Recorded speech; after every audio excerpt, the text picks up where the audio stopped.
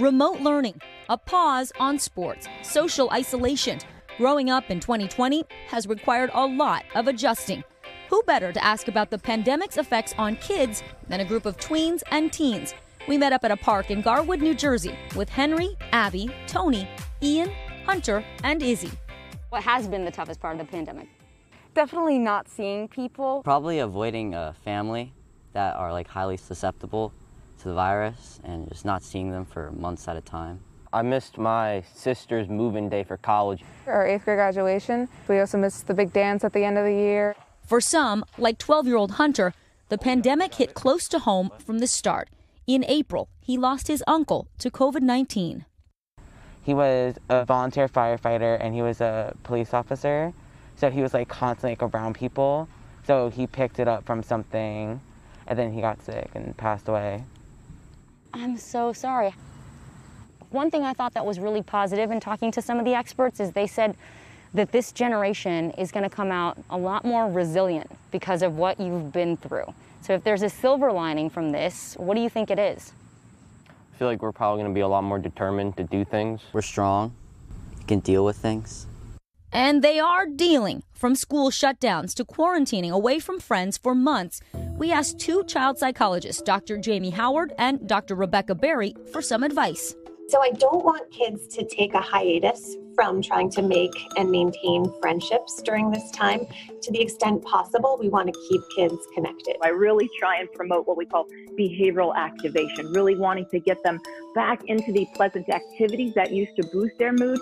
They say tweens ages 10 to 12 are just starting to form their identities and friend groups and want some independence. Set up a small social pod of trusted friends and family. Keep get-togethers small and outdoors, like at a park. For teens 13 to 17, our experts say they're missing social events like prom and class trips, while also seeking more thrills.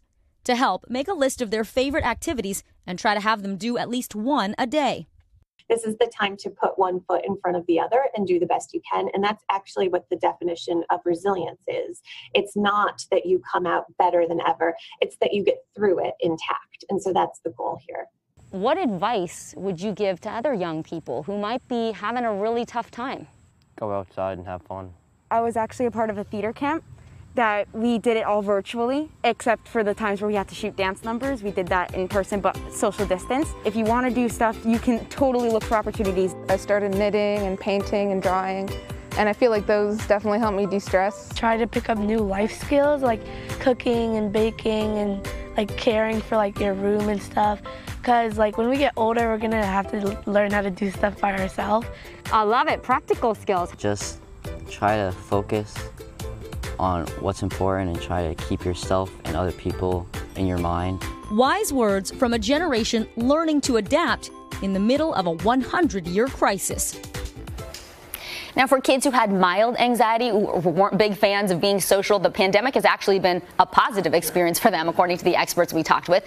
However, they are encouraging parents to give those young people a nudge now so they can safely interact with others and exercise those muscles too. It's such good advice, but you know, there's always that fine line, and I'm sure some parents are thinking, okay, but what if it seems more serious? How do you know when the depression merits, you know, more help, more intervention? And there should be no shame in looking for those signs and symptoms.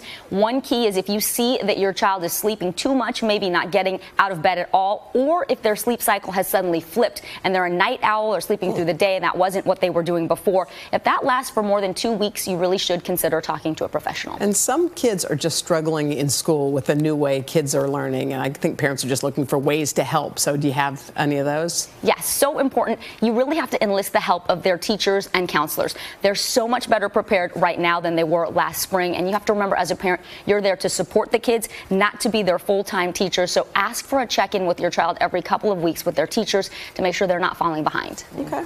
I like that tip, writing down one activity that they really like and make sure that they do that every day. That's useful. Some of those tips are applicable for adults as well. Completely, yes. We all could use a little bit more mental health, you know.